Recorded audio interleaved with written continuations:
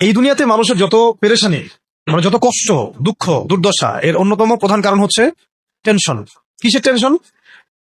রিজিকের টেনশন, চাকরির টেনশন, ব্যবসার টেনশন, আহাল পরিবারের টেনশন, স্ত্রী সন্তান, ভবিষ্যতে কি করব। দুনিয়ার টেনশনই তো বেশি, যদিও টেনশন থাকা দরকার ছিল পরকালের বেশি। তো দুনিয়ার টেনশন এবং পরকালের টেনশন সব দূর হয়ে যাবে যদি কেউ বেশি বেশি দরুদ পাঠ করে। এটা হাদিস থেকে বললাম। আর গোনা, আমল নামায় যে গোনাগুলো আছে এগুলো মিটে যাবে যদি কেউ বেশি বেশি দরুদ পাঠ করে।